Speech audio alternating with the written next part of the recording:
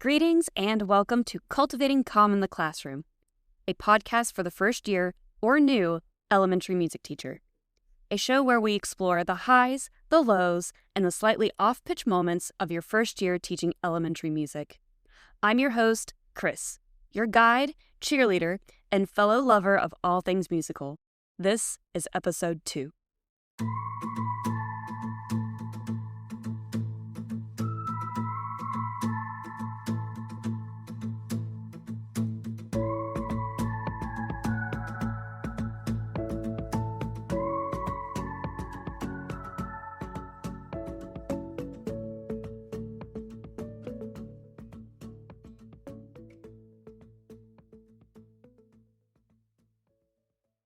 My mission with this podcast is to help the new elementary music teachers create and cultivate a learning environment that is not only conducive for your students, but also for you, the educator.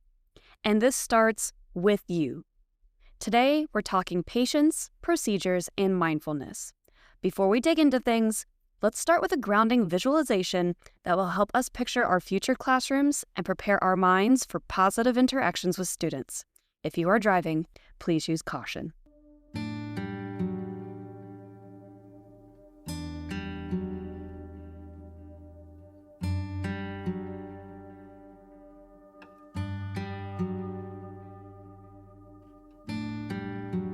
Start by closing your eyes and picture yourself in your classroom. You've taken all the steps to make your space comfortable for you and ready to receive students. This should be a space you feel comfortable in. Start to visualize students entering your classroom, ready to receive instruction. Students are able to enter quietly or singing gently and find their respective spaces. Now imagine yourself engaging with students and creating a harmonious environment.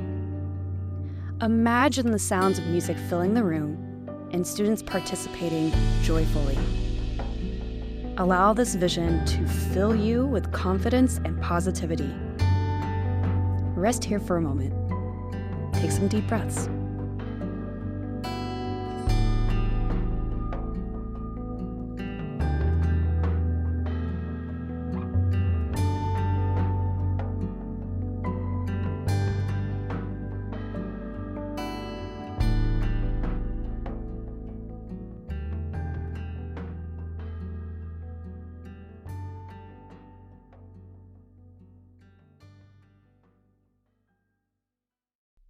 Now that we have visualized it, let's create it.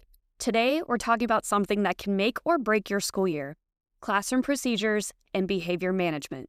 Yep, I see you. You've laminated the rules, color-coded your seating charts, and set up a reward system that would put the Olympics to shame. But let's be real. On day 1, those adorable K-5 kiddos are going to test every boundary, like a tiny sound engineer pushing the limits of a new microphone. So, let's talk strategy. Here's what we'll be tackling next. 1, planning your classroom layout. 2, establishing entry and exit strategies. 3, set expectations for behavior and your management system. 4, introducing movement and transitions within the room. And 5, creating routines for participation and engagement. If you're following along, we addressed getting your space learnable in episode 1. So you're all set, right? Perhaps not quite, but we'll get there. Let's talk about the unsung hero of your classroom management, your seating arrangement. Whether your students are sitting in rows, circles, or some wild formation resembling musical Tetris, not recommended, having a seating plan is key. I have personally used a variety of seating arrangements in my 12 years of teaching, and honestly, it is still ever-changing. Currently, my room is equipped with seating dots in 2 different colors on the floor. Purple dots arrange my students in an inner circle and outer circle. The green dots in my room place my students into rows with windows, kind of like a scattered formation. I use these dots primarily for my K-2 students. Our circle helps create a sense of community and with just the right amount of space so that they're not tempted to touch their neighbor. My 3 through 5 students in the classroom rotate between sitting on the dots, a theater box, or a stool. This gives them a sense of being a bit more grown up and prepares them for ensemble seating later in their musical journey. Since you don't know your students yet, it's great to start out with a general seating plan and adjust as you go. You may want to consider assigned seats. This will help you learn names faster. Let's jump into establishing entry and exit routines. Look, I love spontaneity as much as the next musician, but chaos is not an instrument. Your students need structure to feel safe and ready to learn. Set clear expectations for everything.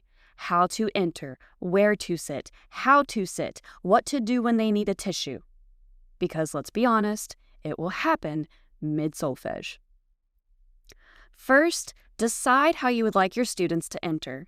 Should your students line up outside the door like a calm chorus of angels? Or at least aim for that? Or should they file in with the grace of a marching band on a mission? In my experience, I have found that you may have to adjust how students enter based on their class needs. My littles start with follow the leader in the hallway, and we enter with a chant. Some classes enter like a ninja. You can't hear a ninja. To find their seat and prepare themselves for a mindful minute. I typically use this strategy because they're coming to me straight from recess.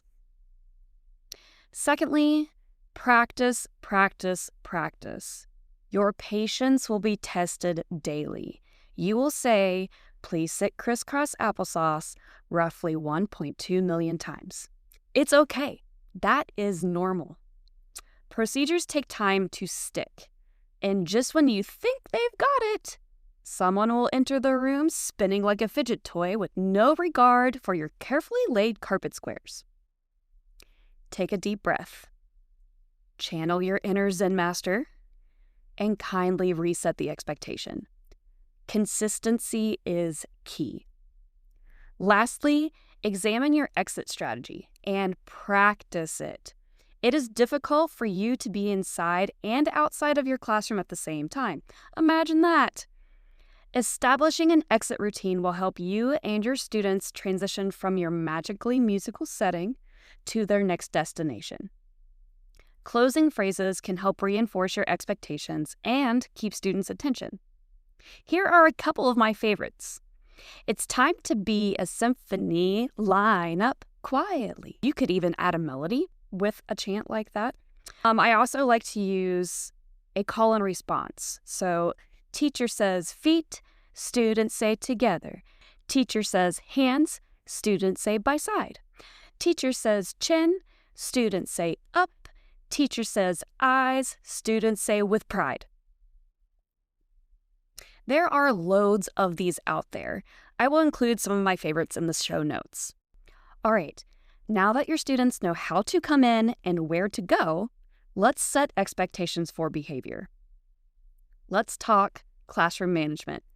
Yes, that magical concept that lies somewhere between wizardry and survival skills, especially in the elementary music room, where you might have 28 first graders, 12 xylophones, 3 recorders squeaking in the corner, and 1 kid trying to wear a triangle as a hat. So here's the deal. Classroom management isn't about being scary. It's about being clear, consistent, and kind. Giving students a sense of safety with you and your space will help students develop a sense of respect for you as their educator. When that happens, classroom management is a breeze because the students will want to do well for you. Let's start with your class rules. Keep it simple, 3 to 5 max. Let's be honest, that's all we can remember, right? You want your students to be able to remember them, not feeling like they're cramming for a spelling test. Some tried and true examples are respect the music, the instruments, and each other. Raise your hand to speak. Follow directions the first time. Now, if you're thinking, okay, that's pretty self-explanatory, but what rules do you actually use? I got you. In my classroom, I keep it really simple with just 2 rules. That's it, not 5, not 15, just 2. And I think they cover everything. Rule number 1, say yes. And no, this isn't some culty mantra. It's actually a mindset. Say yes means students follow directions the first time that they are given. So they are saying yes to directions. But I don't just dive in with, please sit crisscross and turn off your voices. Nope, I start with funny stuff.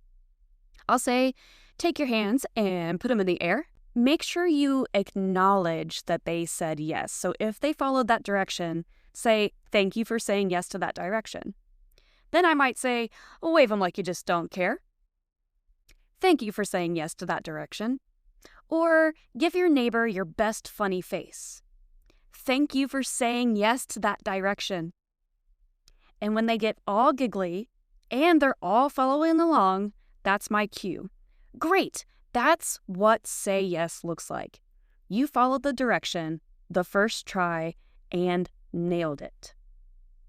Then I also explain, saying yes also means when I give the serious directions, we do the same thing. So when I say, let's turn our voices off, thank you for saying yes to that direction.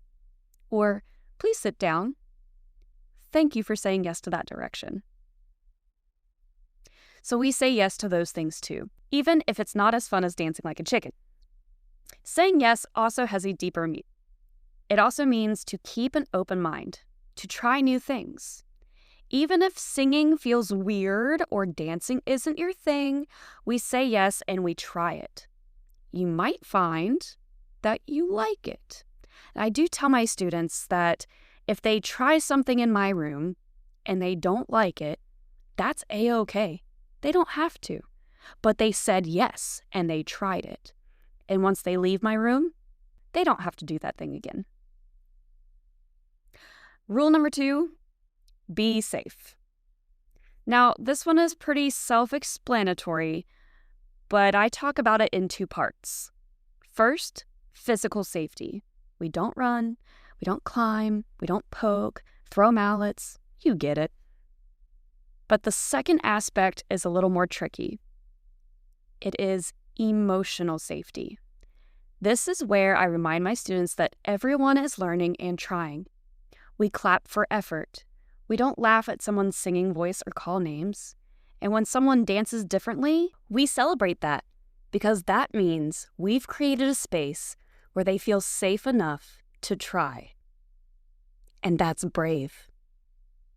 That's being safe. With just these 2 rules, say yes and be safe, my students know exactly what's expected of them. And when those expectations are clear, the music room becomes this awesome, learnable space where students can take risks, be creative, and, actually really enjoy themselves without the chaos breaking loose. Now that we have our rules in place, whatever you decided to use, now comes the not-so-fun part, following through with consequences and celebrations. If you say there's a consequence for running across the room like you're in an Olympic relay, you have to follow through. Otherwise, your rules just become background noise, kind of like the hum of the projector you forgot to turn off.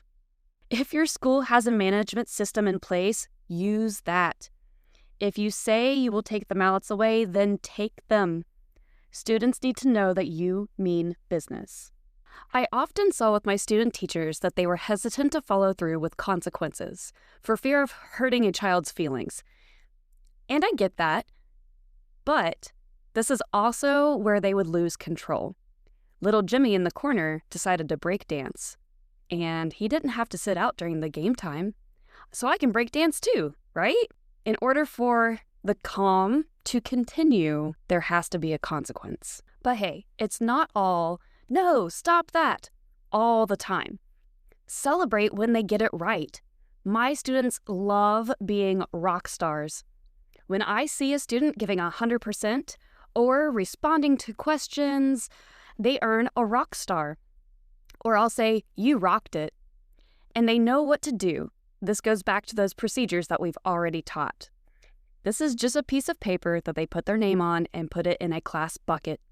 I will occasionally pull a name out of that bucket and they earn a prize. My prize? They're rocks. Yes, literal rocks. They're pretty ones. and I painted stars on them, so they've earned a rock star. You could also use simple rewards like Musician of the Day or stickers, or maybe they get to pick a rhythm game to play as a class treat. And for my brand new teachers out there, start small. You do not need a whole marble jar system or a full-on clip chart or a full-scale behavior economy. You just need a plan that you can stick to. So remember, structure is your superpower. Kids thrive when they know what to expect and feel safe in their learning space. And when they feel safe, that is when the real music-making magic happens. Before we wrap up, let me leave you with one final truth. Expectations aren't a set-it-and-forget-it kind of deal. They're more like a great piece of music. You teach it, you practice it, and over time, you refine it. It's totally normal and necessary to revisit and reinforce expectations regularly. Kids need reminders. Honestly, we all do. Whether it's week 1 or week 21, take time to practice your routines, reteach your rules, and refresh your why behind your expectations. This is how consistency turns into culture. And remember, adjusting doesn't mean you're failing. It means you're paying attention. As you learn more about your students, their energy, their triggers, their strengths, you may realize that what worked for one group might need to be tweaked for another. That's not a step back. That is responsive teaching. So give yourself permission to shift, to fine-tune, and to say, hey, this isn't working. Let's try something else. Because the best music educators aren't the ones who never change the plan.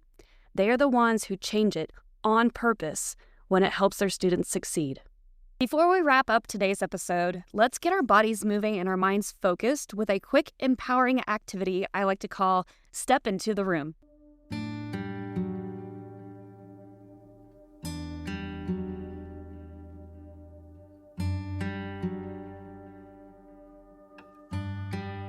Wherever you are, standing in your classroom, sitting in your car, walking the dog, take a moment to ground yourself. Let's imagine you're about to walk into your music room. But this time, you're walking in prepared and confident. Plant your feet firmly on the floor. Take a deep breath in and let it out. Feel the ground underneath you. This is your space, your room. You set the tone. Lift your arms slowly and stretch wide. Think about the structure you're putting into place. Your rules, your routines, your clear expectations. Now give yourself a gentle hug and rest there for a moment. Take deep breaths. Mark time. For those of us without marching band experience, this means keeping your toes grounded. Alternate lifting your heels, each step in place. And with each step, put a statement into place. I have a plan. I can follow through. My classroom is safe. My classroom is joyful.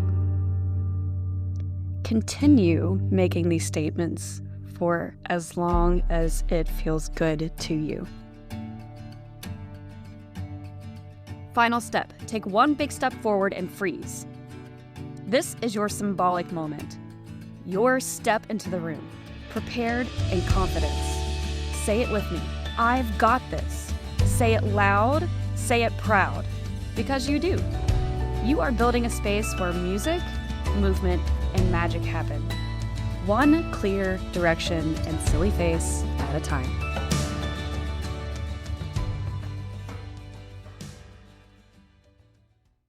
This concludes episode 2.